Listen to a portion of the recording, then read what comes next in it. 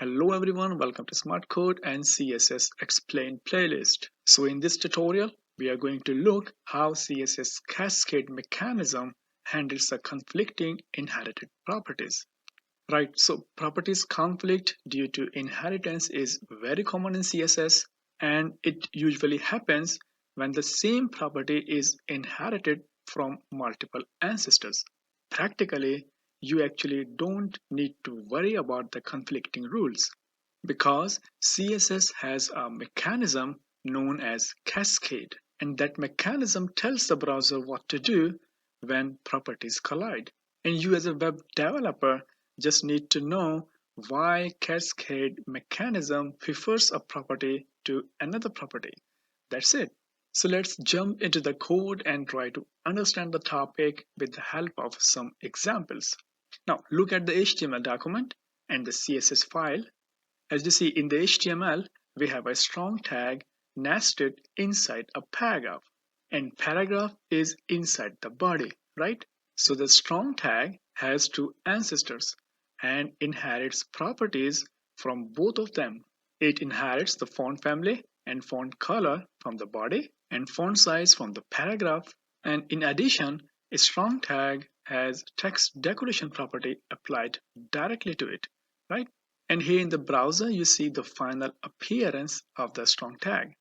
Everything went smoothly because there is no style conflict, right? So now I'm going to create a conflicting rule for the strong tag, and then we will say how CSS manages the problem. Let's say set font color for the paragraph to blue.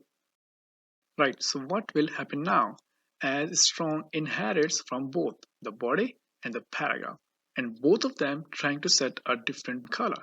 So is the text inside the strong tag red or blue? And here, ladies and gentlemen, the strong tag color would be blue from the paragraph. And the reason is cascade mechanism prefers always the style from the nearest ancestor. And in our case, the nearest ancestor to the strong tag is paragraph tag. So the bottom line is, in case of any conflict in inherited properties, the nearest ancestor wins. So the principle of nearest ancestor is logical one, right? Because the style applied to the nearest ancestor is more specific than the style applied to the more distant ancestor, like body.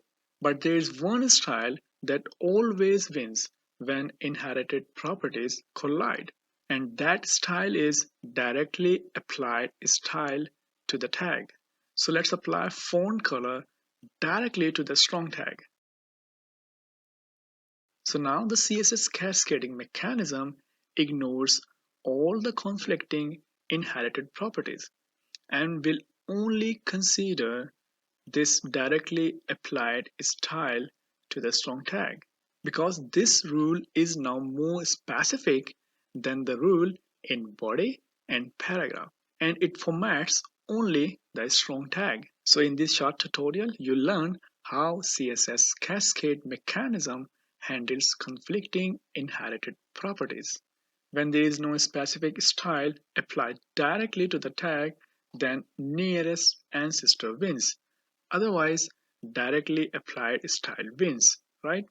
So the one reason behind style collision is inheritance. And another reason behind collision is when you as a programmer explicitly apply multiple styles using different selectors to the same element. And so in this case, CSS Cascade Mechanism uses specificity to determine what style to choose. If you are wondering what specificity is, so just read about it on the internet. And I will cover specificity very soon in another tutorial. So stay tuned and thanks for watching this video.